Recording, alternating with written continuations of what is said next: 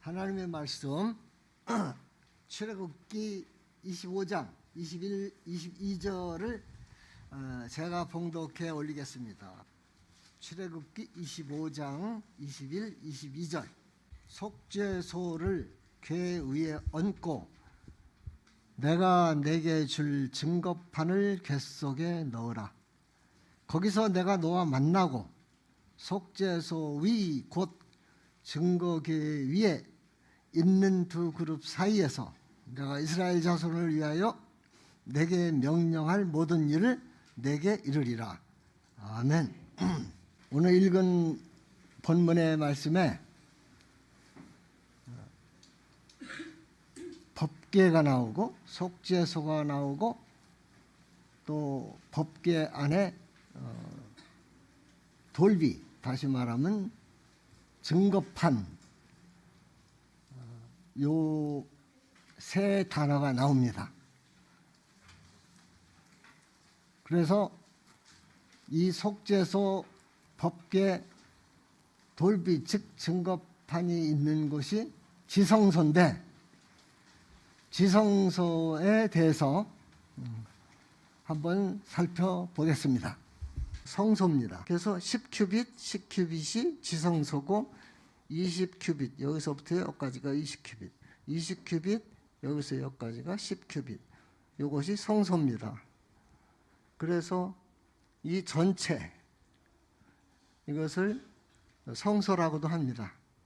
그래서 여기서부터 여기까지가 30큐빗이고 여기서부터 여기까지가 10큐빗입니다. 큐빗이라는 말이 나올 때 두려워요. 성경 읽기 싫어요, 처음에. 왜냐하면 이 개념이 안 오거든요. 메타 개념으로 오면은 좋겠는데, 그래서 1큐빗은 이게 45cm인데 언제 계산해요, 이걸? 그러니까 힘들어요. 그러니까 이게 큐빗이 나올 때는 라프하게 그냥 50cm라고 딱 생각을 하고 라프하게 머릿속으로 잡아나가세요. 그리고 계산할 때는 2분의 1m, 1큐빗이 45cm로 계산해 나가면 됩니다. 그러니까 10큐빗이라면 4.5m가 되는 거죠. 이렇게. 그래서 다시 한번 큐빗을 반으로 줄여서 메타로 하면 돼요. 그러면은 여기서 좀 내려주실래요? 여기서부터 요 위에까지, 저 끝까지, 이 본관 말고, 본부 말고 여기서부터 여기까지가 100큐빗이에요. 이게 성소 전체 규모입니다.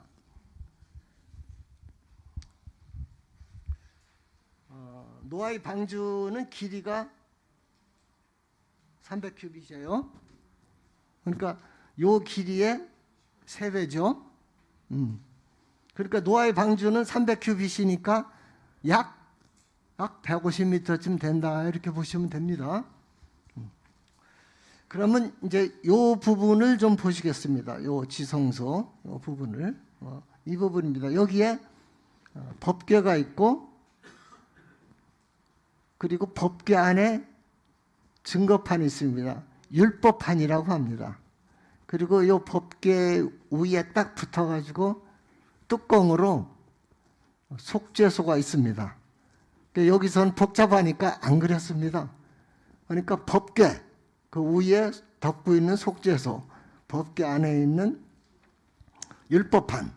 물론 법궤 안에는 아론의 쌍난 지팡이와 그리고 만나러 가면 항아리가 있지만은 지금은 돌비에 집중해야 될 그런 설명이기 때문에, 자, 법궤 안에 돌비, 법궤, 그리고 그 안에 그 위에 증거판, 그리고 율법판, 이렇게 요 부분에 대해서 제가 좀 설명을 해 보겠습니다.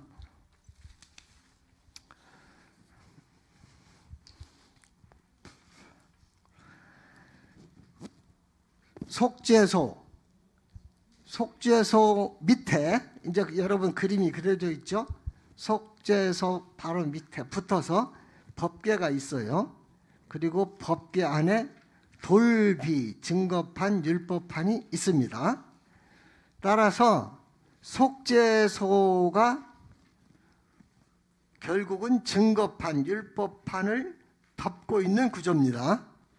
이걸 잘 이해하셔야 돼요. 속죄소와 율법판 두 개가 붙어 있어요.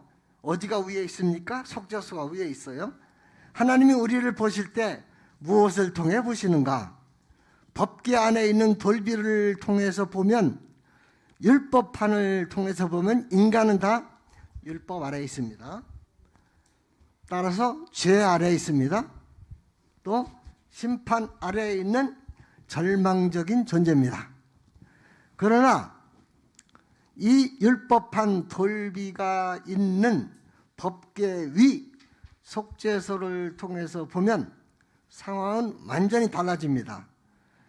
즉 속죄소 위에 피가 뿌려지면 율법 아래에 있던 인간, 저주 아래에 있던 인간, 심판 아래에 있던 인간이 핏뿌림의 속죄함을 받아 인간이 은혜 아래에 있게 됩니다. 그러니까 구약이지만은 이게 복음인 거죠. 구약은 복음이 없다고 생각하면 안 되는 거죠. 복음이 그냥 무궁무진하게 깔려 있어요. 그러니까 속죄소 위에 피가 뿌려지면 율법과 저주와 심판 아래에 있던 인간이 핏뿌림의 속죄함을 받아 인간이 은혜 아래에 있게 되니 피가 우리를 주장해. 그래서 죄가 너희를 주장하지 못하게 하리니 너희가 율법과 저주와 심판 아래에 있지 않고 은혜 아래에 있음이라. 왜 하나님은 법궤 속에 있는 이 증거판 율법판과 법궤 위에 속죄소라는 이중 구조를 붙어서 말씀하고 있는가? 하나님은 우리를 보실 때 율법판을 통해서 보시지 않고 속죄소 위에 뿌려진 피를 통해서 보아주시겠다는 겁니다. 즉 십자가를 통해서 우리를 보아주시겠다는 겁니다. 속죄소에 뿌려진 짐승의 피는 십자가에서 예수 그리스도의 흘린 피의 모형이요 그림자입니다. 핏뿌림을 얻기 위해 선택된 우리 하나님의 자녀들은 대속 제물 되신 그리스도의 피 아래에 있는 존재입니다. 그래서 우리는 피 아래에 있습니다. 우리는 주님의 십자가 보혈 밑에 있습니다. 그래서 찬송에 나 속죄함을 받으노 한없는 기쁨을, 옛날 성경은 이렇게 돼 있죠. 나 속죄함을 받으노 피 아래 있어서. 옛날 성경이 훨씬 더 은혜로워요. 그런데 요새는 이런 가사가 없어요. 그러면 이제 이 성막 전체의 구조에 대해서 좀 살펴보고자 합니다. 다시 한번. 좋습니다. 여기 성막을 볼 때 눈여겨봐야 될 부분은 이 밑에 좀 보여주세요. 조금 올려주세요. 요게 100큐빗이고 요게 50큐빗입니다. 요게 이제 이렇게 네모쳐 놓은 게 있죠.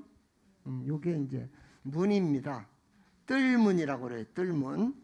뜰문은 양옆에 기둥이 딱 받쳐 있고 가운데 두 개가 있습니다.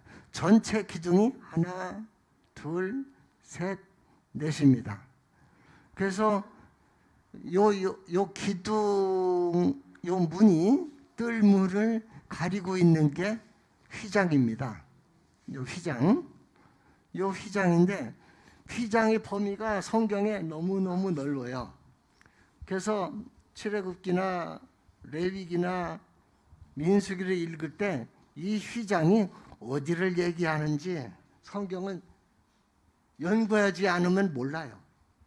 그러니까 원어를 찾아봐야 되고 또 영어 사전을 찾아봐야 돼요.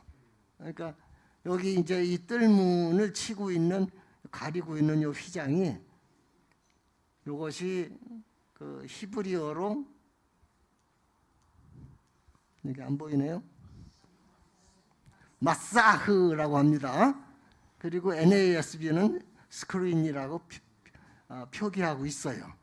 그래서 이 네 가지 기둥의 그 간격이 하나, 둘, 세 간격이죠? 이게 20큐빗인데 그 3m예요. 한 간격이. 그러니까 이 짐승을 가지고 들어가고 사람이 같이 들어갈 때 요 3m를 통과해야 돼요. 요쪽 3m, 요쪽 3m. 그러니까 3m는 황소 가지고 들어갈 수 있죠. 예. 이게 왜 이렇게 넓으냐? 사람 하나 들어간다면 좁아도 돼요. 근데 재물이 커야 되니까 그 황소가 있잖아. 황소 하는 게 있잖아요. 그러니까 이게 3m 이게 넓어요. 그렇게 아주 조밀조밀하게 이렇게 구조가 되어 있습니다. 그리고 이 뜰문의 이 휘장이 마사흐 스크린이라고 그랬죠? 근데 여기에 수놓아진 그 색이 청색, 자색, 홍색, 흰색 세마포예요. 그러니까 네 가지 색이에요. 근데 이것은 조금 단순해요. 네 가지 색이. 여기 이제 뜰문 위에 이게 성소가 있고 지성소가 있으면 여기 문이 있잖아요. 여기 문은 아까는 뜰문은 기둥이 4개였죠? 여기는 기둥이 하나, 둘, 셋, 넷, 5개예요. 그러니까 5개인데 이 들어가는 문이 하나, 둘, 셋, 4개죠? 근데 이게 10큐빗이란 말이에요. 여기서까지. 10큐빗을 하나, 둘, 셋, 넷으로 나누면 여러분 계산하지 말아요. 제가 다 계산했으니까. 1.125m예요. 이런 거 몰라도 돼요. 그러니까 여기보다는 여기가 더 좁다 이거죠. 여기는 3m, 여기는 1.125m. 이렇게. 이제 밑에, 예. 이제 여기가 이제 뜰과 지성소 사이의 문이죠. 그래서 여기를 회막문, 성막문, 성소문 이렇게 불러요. 근데 아까 뜰문은 마사흐 스크린이라고 그랬죠? 근데 여기도 마사흐 스크린이에요. 그 원어로 볼 때 그 기둥 5개 덮여 있는 휘장 그 막이 4가지 색이에요. 아까도 4가지 색이죠? 근데 청색, 자색, 홍색, 흰색 세마포인데 여기가 정교해요. 여기는 라프하지만 여기는 좀 조민조밀하고 세밀해요. 들어갈수록 조민조밀합니다. 그리고 이제 성소와 지성소 사이를 막고 있는 문이 이게 이제 지성소 문이죠. 지성소 문은 기둥이 하나, 둘, 셋, 4개인데 왜 이렇게 폭이 이렇게 좁으냐? 기둥이 여기 바깥에 기둥은 없지만은 금으로 막힌 널판이 딱 막고 있어요. 여기도 금으로 막힌 널판이 딱 막고 있어요. 그래서 실질적으로는 기둥이 하나, 둘, 셋, 넷, 5, 6개 하나 되는 거예요. 그래서 이게 10큐빗인데 하나, 둘, 셋, 넷, 5개를 나누면은 0.9m예요. 이게. 그러면 이제 지성소문 0.9m, 성막문 1.125m, 뜰문 3m. 여기 지성소문 한번 봅시다. 0.9m는 재물을 가지고 들어갈 수 없죠. 사람 하나만 들어가요. 그러니까 좁아요. 들어갈수록 좁아요. 그리고 요 뜰문과 여기 문은 그 색상이 4가지 색은 맞아요.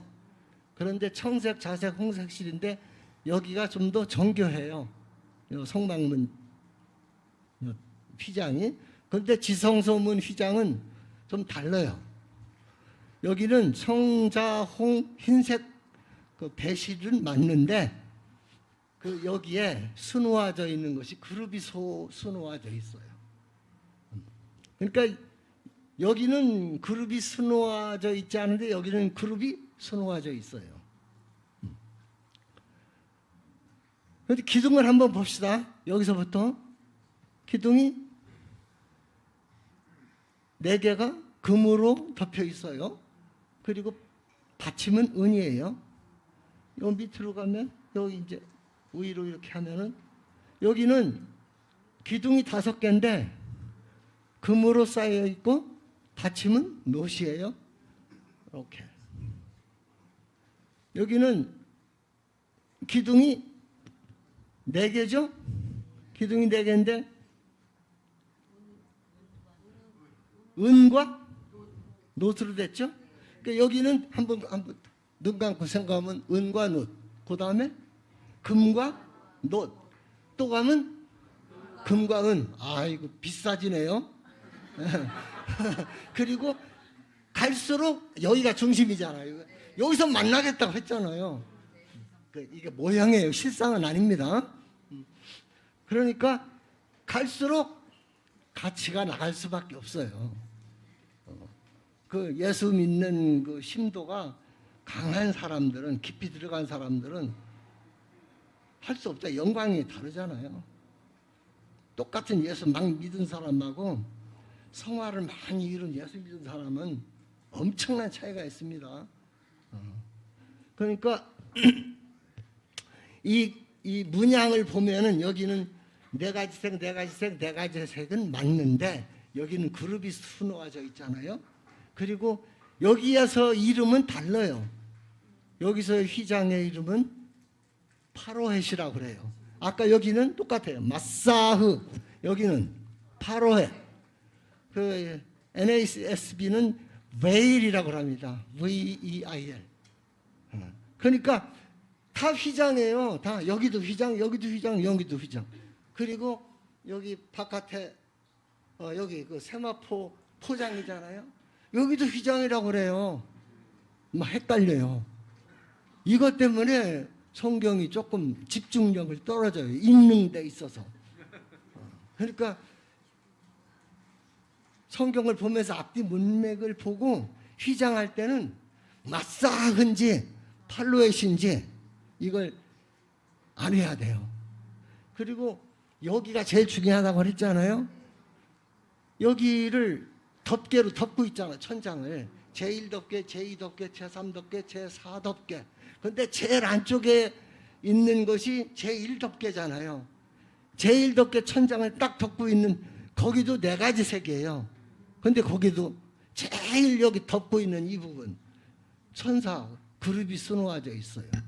그러니까 여기는 이 법계 위에 천사가 이렇게 있죠. 그리고 여기 휘장도 천사가 휘놓아져 있죠. 위에도 천사가 휘놓아져 있죠. 여기가 하나님이 임재하는 곳이죠. 그러니까 하나님이 임재할 때 구름과 천사, 나팔로 임재하잖아요. 이렇게 해주십시오.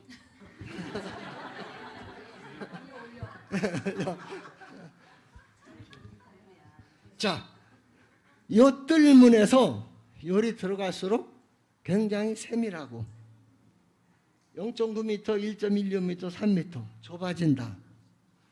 그리고 문은 같은 문인데 뭐가 다르다. 그리고 기둥이 여기는 은과 노시고 금과 노시고 금과 은 아닙니까? 그러니까 가치가 달라요. 이리 갈수록. 그러니까 신앙이 그 좁아질수록 오래 믿을수록 사람이 굉장히 예민합니다. 얼룩뚱땅 없습니다. 그래서 그 눈이 밝아서 내가 영안의 눈이 열려서 그렇다는 얘기가 아니고 그런 건 아닙니다. 그런데 그 사람의 사분과 언어를 들어보면은 그냥 느껴져요. 느껴져. 아, 이 사람이 어떤 사람이라는 게 잘나서 그런 게 아니고 하나님의 은혜예요. 그래서 이 세계로 이렇게 자꾸 진입해 가는 거잖아요. 들어가잖아요. 그런데 우리의 신앙은 들어가는 신앙도 되지만은 나오는 신앙이어야 돼요. 들어가는 신앙은 어떤 면에서 자기 의의가 좀 있어요. 근데 나오는 시간은 자기 의의가 없어요. 왜 그러냐면은 여기서 하나님을 만나잖아요. 그죠? 아무나 못 들어가자. 여기는 여기 들어갈 때 뜰문을 들어갈 때는 제사자가 들어가요. 여기 성막문을 들어갈 때는 제사자가 못 들어가요. 제사장이 들어가요. 그죠? 그러면 여기 지성소 문을 들어갈 때는 제사장은 안 되죠. 하나하나 아론 대제사장이 들어가는 거죠. 그런데 대제사장 아론이 죽으면 엘레아살이 들어가고, 엘레아살이 들어가면 비느하스라 들어가고, 그렇죠? 그러면 아론의 16대 손이 누굴까요? 그 유명한 에스라. 그러니까 에스라는 대제사장인 거죠. 그 계통이요. 이렇게 상속되는 겁니다. 그래서 여기는 대제사장만 들어가는데 매일 들어가지 않아요. 1년에 딱 한 번. 그러니까 여기는 사실은 원천 봉쇄되어 있는 거예요. 구약에서는. 그런데 어떻든 여기서 주님을 만나잖아요. 만나가지고 그 구약은 그림으로, 모형으로, 그림자로 보여주잖아요. 여기가 지성소가 너희가 하나님의 성전인 거다. 그럼 성전은 번위가 넓잖아요. 이것도 되고 이것도 되고. 그러면 우리 안에 임한 성령이 있잖아요. 그럼 성령은 우리 안에 임했잖아요. 우리 안에 임한 이 성령은 여기에 임했습니까? 아니죠. 그림으로 그릴 때 여기에 임한 거죠. 그러니까 우리가 지성소, 우리가 성전이에요. 그런데 그 성전이라는 말 따지고 보면 지성소죠. 그러니까 지성소 삼고 성령님이 우리 안에 오신 거죠. 오셔가지고 우리가 거듭난 거죠. 그리고 주님과 교제하죠. 그리고 하나가 됐죠. 한 몸이 됐죠. 그래서 이제부터 내가 사는 것이 아니라 내 안에 그리스도께서 사시는 것이잖아요. 그래서 여기서 이제 연합이 이루어지잖아요. 연합이 이루어져서 들어가는 것까지로 끝나려고 하는데, 그러면 그 성경을 잘못 보는 거죠. 나와야 돼요. 그럼 나와서 여기가 떡상이 있고, 떡상은 말씀이고 12지파를 말하죠. 여기는 금등대를 얘기하죠. 여기는 분향단을 얘기하죠. 분향단은 향을 피우는 거, 기도. 여기 금등대는 성령에 비추는 기름의 빛, 그렇죠? 어디를 비춰요? 12지파를 비춰, 우리 성도를. 그리고 이 성령의 빛의 조명을 받아서 말씀이자 떡상, 말씀이 깨달아지잖아요. 그러니까 여기서 주님과 연합이 돼서 나오면은 주님과 나오면 한 몸이잖아요.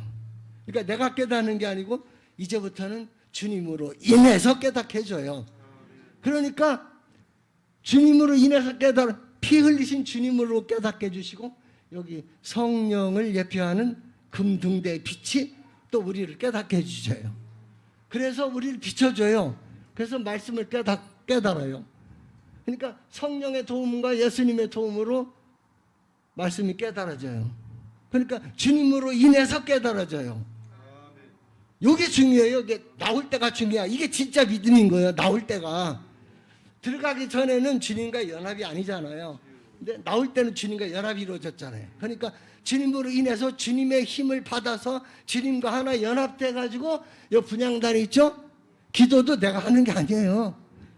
주님의 성령의 도움을 받아서 기도하는 거예요. 달라. 내가 하는 거면 좀 지루해요. 근데 주님과 성령의 도움을 받아서 기도하면은 좀 기쁨이 있고 감사도 있고요. 그리고 평화도 있고 자유도 있고 많은 좋은 점들이 많아요. 이게 다 믿음이에요. 그러니까 믿음의 기도는 여기서 흘러나오는 힘으로 기도하는 게 믿음의 기도예요. 믿음의 기도가 뭐지? 주님과 연합돼서 주님과 하나 돼서 성령의 도움으로 기도하는 게 믿음의 기도예요. 메시아입니다. 그렇게 기도하는 그런 거 아니고요. 그리고 또 말씀 깨닫는 것도 예수님이 깨달아주게 해주시고 성령님이 깨달아요. 조명을 받아서. 여기서 나오는 힘이죠. 그러니까 여기서 나오는 힘으로 신앙생활을 하는 거예요. 여기서 나오는 힘으로 기도하죠. 성령의 빛의 조명을 받아서 말씀을 깨닫죠. 하나님의 백성이 되죠. 여기 나와서 물두멍에서 회개하죠. 손 씻죠. 나와서 번제단에서 자기를 다 드리죠. 내가 드리겠습니다. 이건 안 되는 거예요. 제가 그런 거 잘하는데 소용없어. 주님이 힘으로 해야지. 내가 막 하면은 내 아이들 죽어나. 그러니까 주님이 이게 해주게 해야지 되는 거지. 그래서 신앙에 이게 고난이 많아요. 내가 하면은 여기서 오는 힘으로 해야 이게 믿음으로 되는 거거든요. 믿음으로 하면 이건 엄청난, 믿음은 하나님의 능력이잖아요. 그러니까 주님께 번제단에 내 몸을 솔딱 바치는 것도 바치고 나서도 기뻐. 그런데 여기 들어가면서 바치면은 아우 힘들고 부작용도 많고 아우 힘들어요. 이렇게. 그러니까 이쪽으로 이렇게 오면은 아주 스무스하게 이렇게 믿음의 그 확산이 되잖아요. 믿음이. 그러면은 어떻게 돼요? 빛이 되죠. 비로소 빛이 되는 거예요, 세상에. 그래서 이 세마포가 이렇게 하얀 세마포잖아요. 세마포는 성도들의 행실이고 깨끗한 행실이잖아요. 이게 빛이잖아요. 세상의 빛이잖아요. 그래서 요 교회는 성소와 지성소를 교회라고 하는, 전 처음 예수 믿을 때 이게 교회인 줄 알았어요. 여기. 그럼 여기 번제단도 있는데 여기는 교회 아니란 말인가? 그리고 성경에는 성전 뜰은 청량하지도 말라는 말이 있어가지고 그건 제가 무식했으니까 거기는 여기 성전 뜰은 교회가 아닌가 보다 생각했는데 세월이 오래 하다 보니까 교회는 여기만 아니에요. 들어갈 때는 여기가 중심인 것 같은데 나올 때는 여기서 빛이 나야 되는 거예요. 모세가 하나님을 뵈러 갈 때 영광의 빛이 딱 비쳤잖아요. 나오니까 빛이 막 나잖아요. 나오니까 빛이 나는 게 그게 영광이야. 그게 이렇게 들어갈 때하고 들어가는 교회, 들어가는 심령, 나오는 심령. 나오는 심령이 믿음으로 행하는 것이, 믿음으로 행하지 않은 건 죄라고 그랬잖아요. 그러니까 열심으로 이렇게 막 기도하고 말씀 연구하는 것도 좋은데 이제 주님과 연합이 됐으니까 우리가 이제 기도해서 주님의 힘을 받아야 돼요. 그래서 기도하고 그래서 말씀이 막 깨달아지고 하면 설교도 좀 나아지잖아요. 그리고 사람들에게 설득력도 있고. 그래서 이렇게 나오는 것이 이게 믿음의 그 능력이에요. 믿는 자들에게 주시는 하나님의 능력이란 말이에요. 그러니까 교회는 이 주님의 힘을 받아서 믿음으로 모든 걸 해야 되는 거예요. 헌신도, 기도도, 그리고 말씀 깨닫는 것도, 그리고 복음 전파도. 그러니까 나와서 요 뜰문으로 이제 바깥으로 나가는 거죠. 세상에 복음을 전하고 양을 이리 가운데 주님이 보냈으니까 이 능력을 받아서 나가야 되지. 이 능력 받기 전에 나가면은 깨져요. 그리고 상처 엄청나게 받아요. 그리고 이기지를 못합니다. 이 주님과의 교제가 굉장히 중요한 거죠. 그럼 교회는 여기를 얘기하는 거예요. 여기. 전체. 그냥 들어오고 나오는데 전부 유기적으로 작동하니까. 그러니까 성과 속을 구분하는 것이 세마포예요. 그리고 거룩과 부정을 구분하는 게 교회, 세마포예요. 그리고 그리스도와 벨리알을 구분하는 게 세마포다 이 말이에요. 세마포는 내가 신앙의 행위를 잘해서 빛나는 게 아니고 믿음으로 하니까 막 가족에게 본이 되고 친구들한테도 빛이 되는 거예요. 그래서 이게 사람들이 주님을 예수님 앞으로 인도하는데 굉장히 유익한 거죠. 이제 요게 전체적인 구조고, 요것을 저는 20년, 30년 돼도 저는 이걸 몰랐어요. 그냥 막 이를 물고 여기 이제 오고 나서 목사님이 원어를 엄청 가르치시니까 저도 그냥 원어는 잘 몰라요. 근데 이제 막 책 보고 막 요 미터 세는 것도 성질이 좀 고약해야 돼. 이러고 아우 이런 걸 왜 따져? 근데 해보니까 재미있더라고요. 그래서 성경을 구약이라도 자세하게 읽고 자세하게 듣고 따져서 오면은 이상한 안에서 오는 여기서 오는 힘이 나요. 그 힘이 성령을 초대하고 그 힘이 나로 하여금 성령이 충만하게 만들어집니다. 다시 한번 정리한다면은 예배자가 하나님께 나갈 때 뜰문을 통과하죠. 그때 기둥 4개는 은기둥, 놋받침이죠. 그리고 그 막은 마사흐 스크린이죠. 어렵지 않아요. 이거 알아놓으면은 저는 한 40년 고생 참 많이 했어요. 제일 어려운 게 뭐 레위기라가 저는 레위기 너무 쉬워요. 어려운 게 이 성막의 이 설계 구조를 이해하는데 얼마나 힘든지 모르겠어요. 죄인이 하나님께 나가는 방향은 여기 그림에서 보면은 요 제일 아래가 동쪽이죠. 동쪽이 해 도는 도시잖아요. 요 지성소가 해를 등지고 지성소를 바라보잖아요. 해를 바라보고 있으면 우상숭배죠. 그러니까 해를 등지고 동쪽에서 서쪽을 향해서 다니엘이 기도하듯이 우리 예배자도 우리 제사장도 왕 같은 제사장인 우리도 위치적으로 말하면 성전을 향해서, 다시 말하면 우리 심령에 와 계신 주님을 바라보면서 그것이 동쪽에서 서쪽을 바라보면서 기도하는 것과 똑같은 이치입니다. 그래서 예배자가 하나님께 나갈 때 뜰문을 통과할 때 그 통과하는 막 사이가 3m, 그리고 기둥이 놋받침, 은기둥 놋받침, 그리고 제사장이 하나님께 나갈 때 성막문을 통과하죠. 근데 뜰문의 그 막이 성막문의 막과 똑같죠. 마사흐 스크린.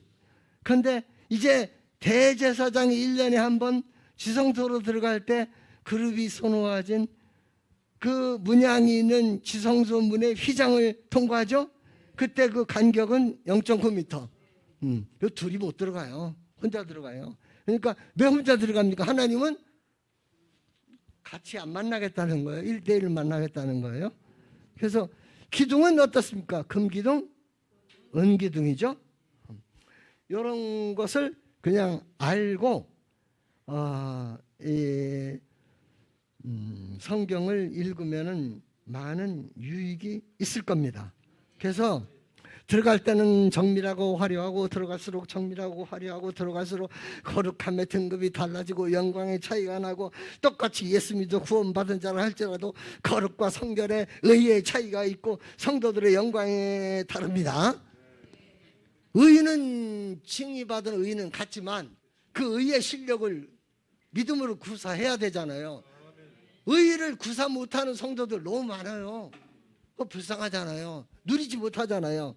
그러니까 똑같은 성도라도 저 안에 들어갔다가 나와서 그 기쁨을 누리는 이 성도는 해의 영광이 크고, 그 다음에 달의 영광, 다음에 별의 영광, 별과 별의 영광이 다르도다, 이렇게 성경이 말씀하고 있습니다. 다음에 이 교회의 범위에 대해서 아까 잠깐 말씀드렸죠.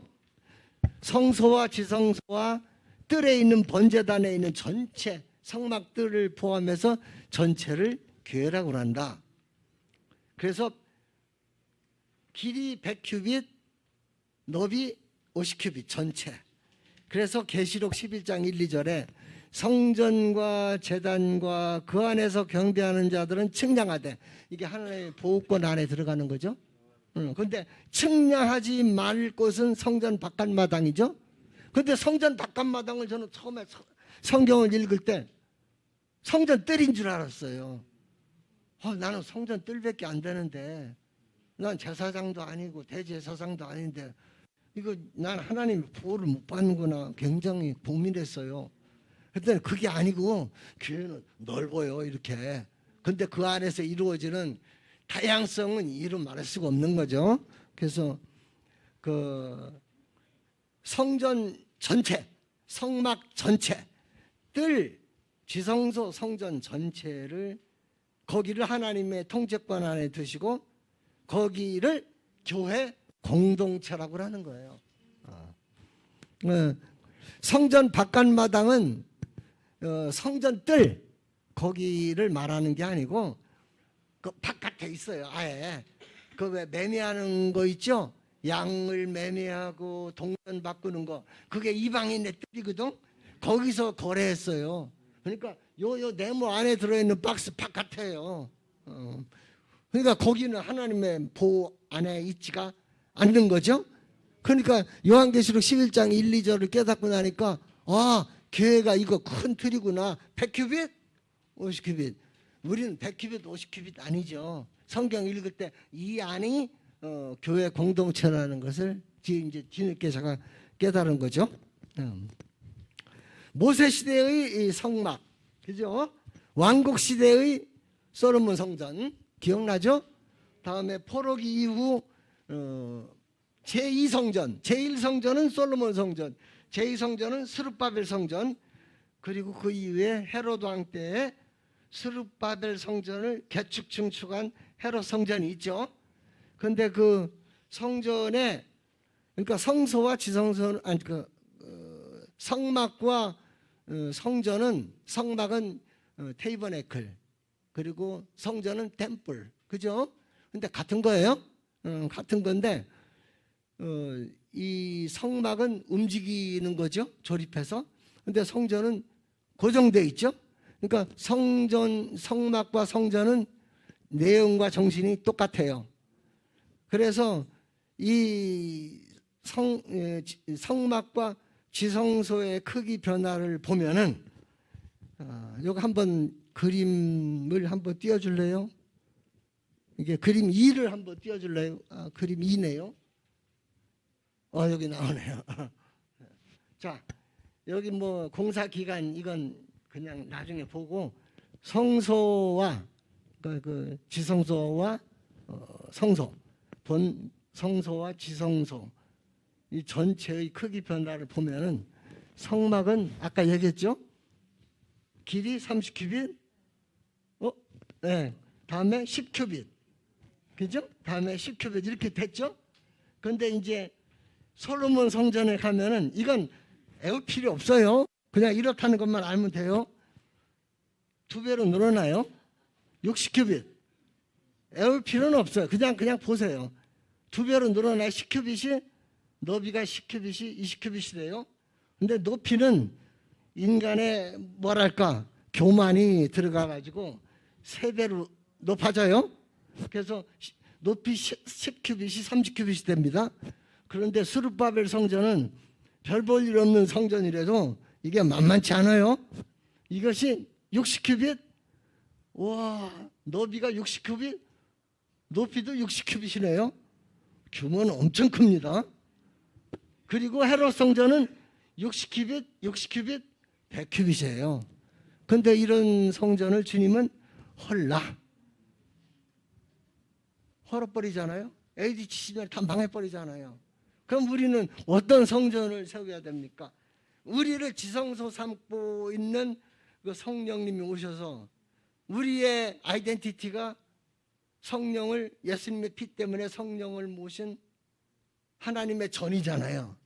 이 전을 아름답게 가로 세로 높이 꾸미는 게 아니고 거룩하게 의롭게 멋있게 화려하게 꾸미는 게 아니고 이게 하나님 역사는 영역이 그러니까 똑같이 믿어도 영역이 없는 사람이 있고 영역이 있는 사람이 있어요. 그건 뭐 어쩔 수 없어. 그건 차이가 나니까. 그러니까 어떤 국회의원이 강단에 서서 설교하는데 땀을 뻘뻘 흘려요. 성도보다 못해. 영역이 못 따라가니까. 여기가 어려운 자리예요. 굉장히 어려운 자리. 전 여기 서기 위해서 기도 많이 합니다. 지금도 발발발발 떨려요. 목사님들 이렇게 제가 볼 때 하나도 원고 준비 없이 자신 있게 나온 목사님들 계셔요. 뭐가 덧죠? 그건 떨리지도 않아요. 그거 위험한 거예요. 그거 그 사람이 처녀성을 잃으면은 그 쓸데 없어져요. 사람이. 남자도 마찬가지예요.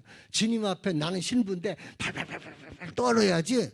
여기 올 때 늑대처럼 이렇게 쳐다보고 이렇게 천천히 오고 그러면 이 그 신부가 신랑이 이렇게 쳐다보면 두려워서 부끄러워서 막 얼굴이 붉어지고 막 떨잖아요. 목사님은 돌아가실 때까지 강단에 있을 때 두렵고 떨려야 돼요. 처녀성을 상실하면 안 되는 거죠. 그 이미 그 영적으로 내면에 들어가면 들어갈수록 처녀성이 굉장합니다.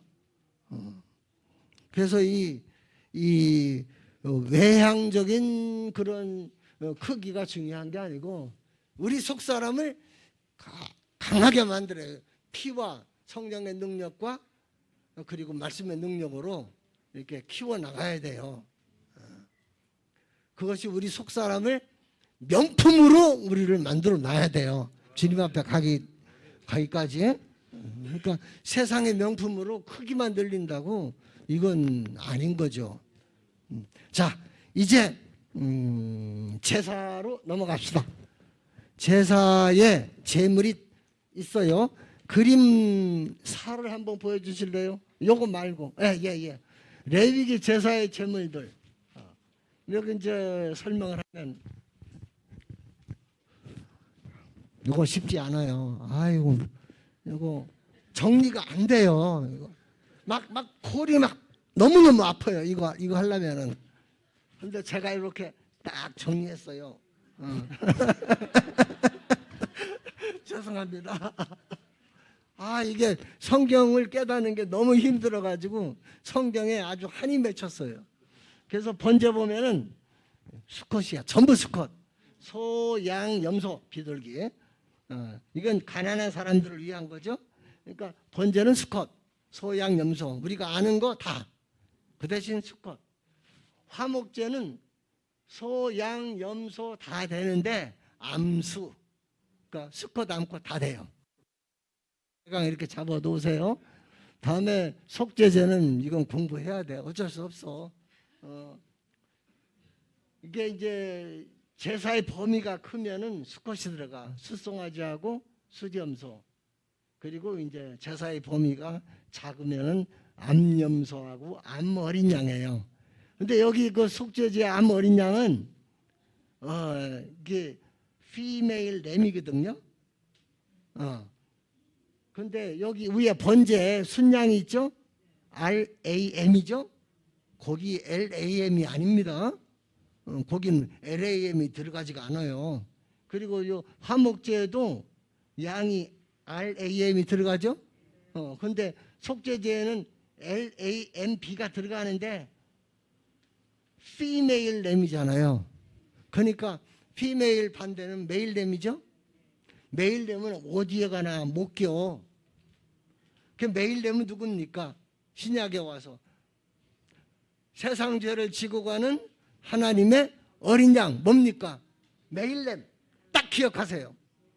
램이 아니에요. 똑같은 양이라고 똑같은 양이 아니에요. 조금 작고 그리고 뭐랄까 건강하고 그리고 발전 가능성이 있고 그 예수님처럼 30에 딱 그 생을 마감해서 끝내는 거 하니까 어린 그 너무 커도 안 돼요. 그러니까 매일 램이야 돼. 매일 램. 세상 죄를 지고 가는 하나님 어린 양 매일 램, 매일 램, 매일 램, 매일 램. 여기는 안 껴. 여기는 끼워줄 수가 없어요. 그리고 속건제는 역시 양은 양인데 램이야. RAM. 이것은 1년 이상 된 거야. 이것만 해도 좀 고기가 질겨. 그런데 LAMB는 고기가 연해요. 그 예수님은 연하신 분이잖아요. 그래서 우리 이 모든 그 제물은 소, 양, 염소 맞습니다. 소, 양, 염소가 맞는데 번제는 수컷, 또 화목제는 암수, 그리고 속죄제는 숫송아지, 순염소, 그리고 양이 들어간다면 그것은 여자 램, RAM이 아니고 특히 들어가긴 해요. 근데 속건제는 RAM이 들어가요. 근데 진짜 예수님은 그 짐승으로 예표한다면 매일 램, 세상 죄를 지고 가는 하나님의 어린 양, 매일 램. 어디 감히 그 매일 램에 들어가? 이 모든 제물의 레프리제너티브 그 대표는 뭡니까? 매일 램. 이거 잊지 마세요. 매일 램, 매일 램, 매일 램, 어린 양, 어린 양, 어린 양. 이게. 자, 이제 제사의 종류. 번제, 소제, 화목제, 속죄제. 예, 여기 여기서 이제 제가 걸려요. 너무너무 힘들어. 이거 알기가. 수십 번 수백 번 읽어도 모르겠어. 번제가 뭐야? 속죄제가 뭐야? 아, 이거 참. 그런데 번제는 다 드리는 거. 내 몸을 찢어서 각을 떠서, 각을 뜨는 건 뭐냐면은 내 몸통에서 잘라내는 게 모가지, 내 몸통에서 잘라내는 게 팔, 내 몸통에서 잘라내는 게 다리. 그래서 각을 뜨는 거야. 이렇게 철저히 각을 떠가지고 하나님께 번제단에 다 올리는 거, 다 태우는 거. 그러니까 이 번제는 다 드리는 거야. 그러면 이 죄에 관련돼 있는 건데, 이 번제는 어떤 죄에 대해서 우리가 번제도 죄 용서고 속죄제, 속건제도 죄 용서거든요. 그런데 번제하고 속건제 죄의 종류가 달라요. 속죄제 있죠? 예. 속죄제는 그 레위기를 읽어보면 여호와의 금령 중 하나라도 어기면 딱딱 지명돼 있어요. 이 죄, 이 계명, 이 명령 어긴 거.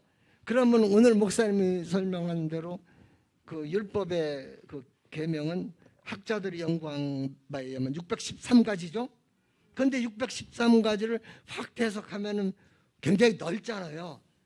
넓어도 죄는 하나하나 지명된 거예요. 우리가 아는 거예요.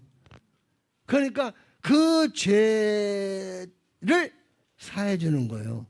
그 죄 때문에 하나하나 금령을 어긴 거니까 이 죄 때문에 환경이 더러워지고 사람이 더러워지고 나라가 더러워지는 거야.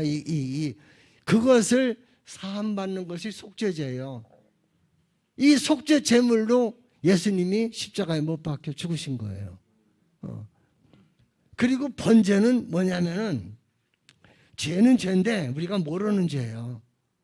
이건 저는 처음에 우리 성도들이 그래요. 목사님 뭘 회개해야 돼요? 깜짝 놀라요. 20년 그렇게 가르쳐도요 뭘 회개하는지 몰라요. 그래서 이게 어떻게 규정된 건 아니거든요. 그런데 사람이 하나님을 멀리 한다든지 사람을 가까이 한다든지 마음속에 하나님 두기를 싫어하는 건 특별히 지정된 죄는 아니잖아요. 그런데 이렇게 넓게 이렇게 원죄 때문에 오는 하나님을 피하는 거, 이것으로 말미암아 세상이 좋아지고 내 중심이 깊어지고 그리고 하나님보다 사람이 막 좋아지고 하는 거, 이게 특별히 어떤 제목을 지정할 수는 없는데 이게 죄란 말이에요. 근데 이건 안 알려져요. 못하러 알려줘. 이거 알려주면 시험 드는데 자기가 알아서 깨달아야지. 그러니까 이런 건 되게 안 알려줘요. 알려줬다가는 목사님하고 성도들이 의의가 벌어져요. 사이가. 그러니까 설교를 통해서 이런 게 죄였구나 깨달아야 돼. 뭔지는 몰라도. 그러니까 그것도 죄란 말이에요. 그러니까 규명된 죄는 아니지만은 모르지만은 이것 때문에 내가 하나님의 진노와 심판 아래에 있다. 그것 때문에 이 진노와 심판 아래에 있는 우리가 어떤 진노와 심판은 벗어나야 될 것 아니에요. 그리고 규정된 어떤 죄를 일일이 다 한꺼번에 죽을 때까지 다 이렇게 낱낱이 회개해서 구해서 사함받을 수는 없잖아요. 아는 대로는 깨달은 대로는 구해서 사함받아야 되고, 그리고 이것 때문에 진노가 임하는 거거든요. 이 진노를 일단은 막아줘야 되잖아요. 이 진노를 덮어주고 달래주고 누그러뜨리는 제사가 번제란 말이에요. 이거 묵상은 많이 하십시오. 이거에 대해서. 그러니까 번제하고 속죄제는 달라요. 요거 아주 엑기스 강의예요. 이런 거. 그러니까 이 번제는 일단 내가 모르나 죄를 뭔가 딱 명문화된 죄는 아니지만 하나님 앞에 죄진 것 같은데 뭔지는 모르겠어. 근데 이상하게 자꾸 일도 안 풀리고 진노가 임하는 것 같고 뭐가 뭐 있어 그런 걸 일단 달래줘야 되거든요. 그럼 다 드려야 되는 거예요. 이게 번제야 이게. 그러니까 이 번제의 정신을 가진 신약교인들이 많지는 않아. 그 옛날에 그 어디 일제 강점기 시대에는 이 번제의 정신을 다 드리는 이런 목회자들이 제법 있었어요. 근데 요새는 잘 안 보이는 것도 그래요. 좀 아쉽긴 해요. 내 소유를 다 팔아 가난한 자들에게 주라. 이런 게 번제의 정신이죠. 이걸 어떻게 설교해요? 성도들 그 시험 들으라고요? 자기가 알아서 해야죠. 누구든 자기 소유를 모든 소유를 버리지 않으면 능인데 제자가 못 된다. 이거 어떻게 하지 이거? 시험 들기 딱 맞잖아요. 그러니까 번제는 들여본 사람이 이런 번제에 대해서 설교할 수가 있는 거지 안 들여본 사람이 이런 설교하는 건 좀 언어 도단이죠. 그래서 설교는 쉬운 게 아니에요. 하나님 앞에 다 바치고 헌신한 사람이 이런 설교를 하는 거예요. 그리고 이제 소제는 제가 시간이 너무 없어요. 다음에 이제 그 속죄제는 그 구체적인 죄를 얘기한 거죠. 근데 속죄제 할 때 제가 걱정되고 의심스러운 게 뭐냐면 기도할 때 하나님 우리 죄가 있으면 용서해 주십시오. 이렇게 기도하는 분이 계셔요. 아이고 저러시면 안 되는데. 자기가 죄 모르면은 모르는 대로 나는 죄를 모릅니다. 깨닫게 해주셔서 그리고 제가 회개할 수 있도록 도와주세요. 이렇게 해야 되는데 나 죄 모르는데 알아서 해주십시오. 이건 굉장히 하나님을 그 기계로 취급하는 거예요. 그러니까 이런 기도는 제가 볼 때는 맞지 않다고 봐요. 그 번제의 속죄제의 정신에 어긋나요. 왜? 딱딱 규정이 돼 있거든요. 속죄제는. 다음에 속건제는 우리가 죄를 저지르잖아요. 그러면 남한테 피해를 끼치는 거잖아요. 그럼 보상해야죠. 그 보상적인 제사가 속건제예요. 우리가 하나님의 것인데 범죄함으로 하나님의 것이 손해를 많이 끼쳤잖아요. 그것을 예수님이 대신 손해를 보상해 주시는 그 제사가 속건제예요. 그러니까 예수님의 십자가에 못 박힌 그 제사는 번제도 되고 소제도 되고 화목제도 되고 속죄제도 되고 속건제 다 되는 거예요. 그런데 예수님이 그 희생 그 제사를 우리가 연구하고 하려면 신약 성경에 잘 나와 있어요. 그런데 구약을 또 봐야 이게 알아지거든요. 그러니까 이걸 잘 알아야 돼요. 이 정신을 내용을. 그리고 화목제는 죄 때문에 인간관계가 파괴되잖아요. 그러니까 죄의 여파가 사람을 더럽게 만들고 죄 때문에 인간이 피조물 중심이고 인간 중심이고 하나님 중심에서 벗어나고 그렇잖아요. 이게 번제고 하나하나 제목을 시작하는 게 속죄제고 손해를 배상하는 게 속건제고 그리고 죄 때문에 인간관계가 파괴되고 하나님과의 관계가 파괴되잖아요. 그러니까 피스메이커로서 아들이 자신을 하나님께 드리잖아요. 화목제물로. 이게 화목제예요. 하나님의 마음을 위로시켜야 되잖아요.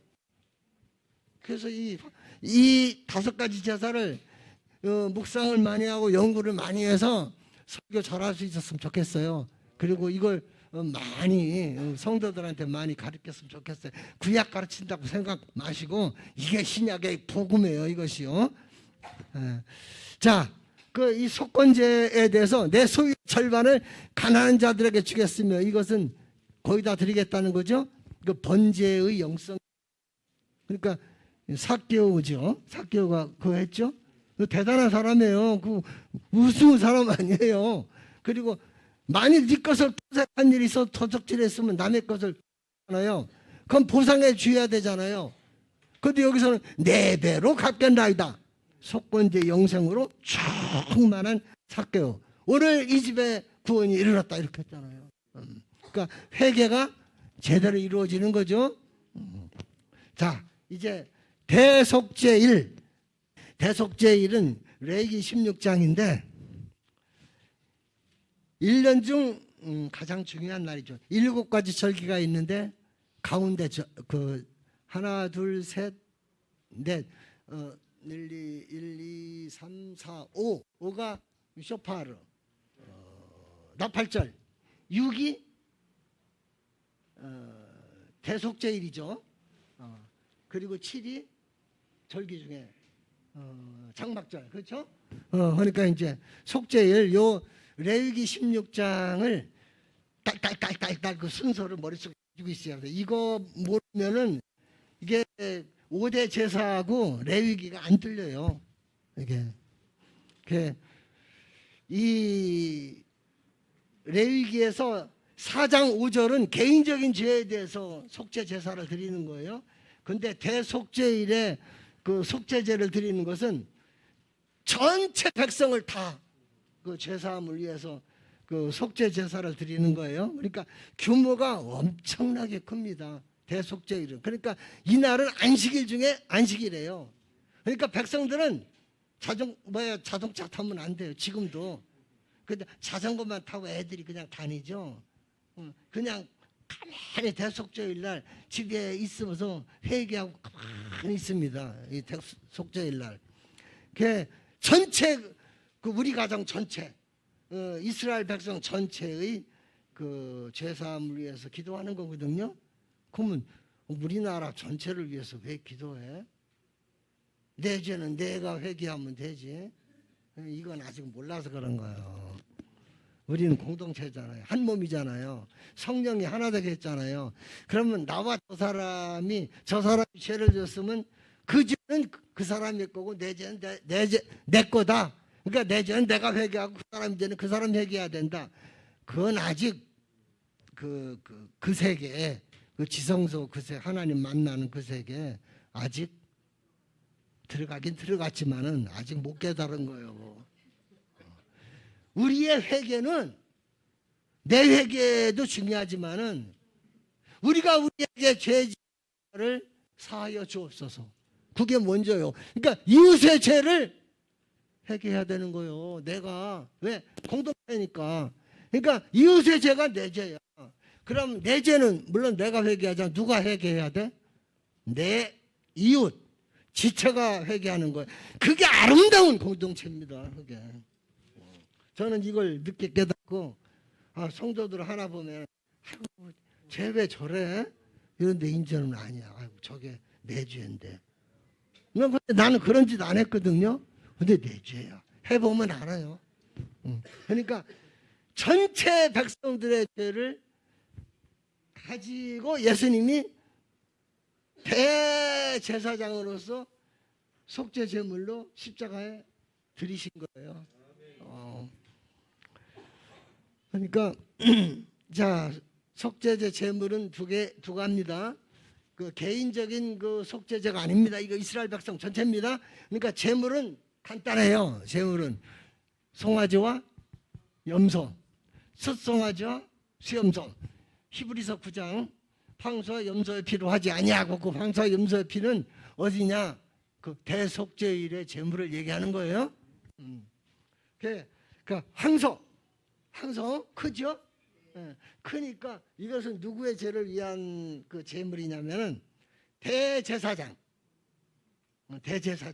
그리고 대제사장의 가족들 이 사람들을 위해서 뭘 바쳐요? 숫송아지. 그리고 이제 순년소가 있거든요. 순염소는 백성과 백성의 가족들 이스라엘 전체를 위해서 순염소를 드려요. 그러니까 큰 숫송아지는 제사장과 또 그 가족 그리고 염소는 백성 전체. 염소 작다고 해서 백성 전체 커버하지 않는다고 그렇게 하면 안 돼요. 염소 무섭게 하지 말아요. 속죄제에는 여기 절기 때마다 드리는 이 제사가 따로 있어요. 이게 뭐가 들어가느냐면 메일고트가 들어가요. 메일고트가 뭡니까? 메일고트. 아니, 순염소. 요거. 우리 죄 회개하기 위해서 뭐 송아지 바치고 이거 없어. 절기 때마다. 요 작은 꼽치가 맵다고 요 순염소 요거 한 말이면 이 이스라엘 백성 전체 그 회개가 되는 거예요. 그 성경에 이제 민수기에 그게 나옵니다. 그래서 이스라엘 백성 전체를 위한 속죄 제물은 순염소, 제사장과 그 가정을 위한 것은 숫송아지. 그래서 그것을 그 번제단에서 죽여가지고 얼루 가요. 대제사장이 가는 게 아니에요. 대제사장이 가지고 아까 베일 그 휘장, 그러니까 지성소 휘장으로 쑥 들어가잖아요. 그래서 피를 뿌리죠. 어디다 뿌렸습니까? 피를 속죄소, 법궤 위에 속죄소에다가 위에다가 뿌려요. 위에다가. 그 이제 성경이 좀 어렵게 돼 있는데 요 동쪽에다 뿌리고 위에 뿌린다니까 이것 때문에 아주 고통을 많이 당했는데 간단한 거예요. 그냥 위에 뿌리면 돼. 그리고 앞에 뿌렸다는 것은 그 속죄소에다 탁 뿌렸다는 게 아니고 속죄소 앞에 그 어떤 큰 번제가 있잖아요. 법궤 아래다 뿌렸다는 거예요. 그러니까 속죄소 위에 뿌리고 또 법궤 아래 이렇게 뿌리 7번 뿌려요. 그러니까 위에 뿌리고 아래 뿌리고 이게 대속죄이래요. 뿌리는 게 2가지 피, 숫송아지, 수염소. 그러면은 제사장 가족과 백성의 죄의 가족이 이제 해결되죠. 그 다음에 이제 문제가 뭐냐면 번제단도 들어오졌고 지성소도 들어오졌고 성소도 들어오죠. 이런 기물들이 성물들이 다 들어오졌잖아요. 그것도 정결케 하는 것이 대속죄입니다. 그래서 큰 제사입니다. 그래서 그 남은 피는 바깥으로 가지고 나와요. 황소의 피, 순염소의 피를 바깥으로 가져와서 뿌리는 게 아니에요. 언제 뿔에 또 바르요. 요 바르는 게 묘기가 있어. 바르는 게 입는 거야. 풋온 메이크업 화장하다잖아요. 바르잖아.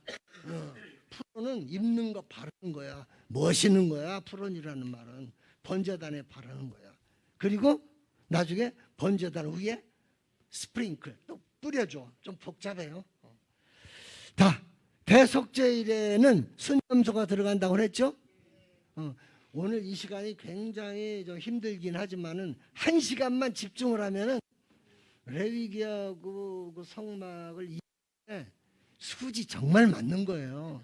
저는 이게 40년간 고생했어요. 이것 때문에. 이건 추석책에도 안 나오는 거예요. 그냥. 그러니까 이 순염소를 전체잖아요. 그리고 숫송아지잖아요. 그러면 이제 염소는 원래 2마리거든요. 이게 하나는 그 지성소로 피로 들어가는 그 조금 전에 얘기한 그 수염소가 있지만 또 하나 염소가 대기하고 있거든요. 이건 아사세를 위한 염소예요. 그 대제사장이 피를 위에 뿌리고 법궤 앞에 7번 뿌리고 그 피를 가지고 나와서 번제단 뿔에 바르고 그리고 뿌렸죠. 그리고 나서 이 아사셀 염소가 아직 뻔뻔히 살아있거든요. 요놈에게 기도해요. 이스라엘 백성의 죄를 다 고백하는 거예요. 아까 그 숫송아지와 수염소는 죄를 고백하는 거 없어. 근데 여기다가 죄를 고백해. 그래가지고 이스라엘 백성의 모든 죄를 짊어지고 광야 무인지경으로 가서 절벽에 떨어져 죽는 거예요. 그래서 진 바깥에서 죽는 거예요. 그래서 세상 죄를 지고 가는 하나님의 어린 양 할 때 성문 밖에서 십자가 못 박혀 죽으셨잖아요. 성 안에서 죽으신 거 아니에요. 성문 밖에서 죽었잖아요. 그게 아사살 염소는 예수님이 성문 밖에서 죽으신 것을 예표한다 이 말이에요. 2마리 희생 염소가 있죠. 하나는 지성소로 피를 들어가지는 게 있고 하나는 그 광야로 들어가는 게 있죠. 그러므로 이스라엘 백성의 죄를 다 상하는 거잖아요. 그러니까 여호와를 위한 염소 지성소로 들어가는 것은 번제단에서 죽여서 서쪽의 지성소를 향하죠. 그럼 피가 뿌려지잖아요. 그리고 아사셀을 위한 염소는 온 이스라엘의 백성을 지고 얼루가 서쪽 반대 동쪽으로 가잖아요. 그래서 2마리의 희생 염소는 각각 서쪽과 동쪽으로 향한다 이 말이에요. 그러면서 이스라엘 백성의 모든 죄가 사함받는 거예요. 성경에 동이 서에서 먼 것 같이 우리의 죄가를 우리에게서 멀리 옮기셨으며, 할렐루야. 시편 103편 12절에 나와 있단 말이에요. 자, 이제 시간이 전부 얘기했습니다. 바로 제가 읽고 끝내겠습니다. 자, 잘 들으십시오. 지성소의 휘장, 웨일, 파로헷, 그죠? 지성소의 휘장은 감히 가까이 다가갈 수 없는 하나님의 거룩하심을 상징하는 것으로 대제사장만이 1년에 한 번 대속죄일에만 그 휘장을 통해 지성소에 들어갈 수 있었다. 예수의 육체가 십자가에서 찢어졌을 때 하나님의 임재로부터 백성을 상징적으로 분리하던 지성소 휘장 베일도 찢어졌다. 이 지성소 휘장이 찢어진 것은 예수가 찢어진 거죠. 예수의 임재가 있는 속죄소 앞으로 나아가는 것이 모든 사람에게 찢어졌으니까 열렸다는 것을 의미합니다. 예수가 십자가에서 흘린 피는 속죄소 위에 뿌려져 영원한 속죄가 이루어졌다는 표시입니다. 하늘의 지성소로 들어가는 새로운 살 길을 열기 위해 예수님의 몸이 찢어지고 그분의 피가 쏟아져야 되는 겁니다. 그러니까 몸이 찢어지고 피가 흘려야 되는 거예요. 그 피만 흘리면 안 돼요. 몸이 찢어져야 돼요. 살과 피를 먹어야 우리는 이게 하늘길을 가는 겁니다. 성령의 능력으로.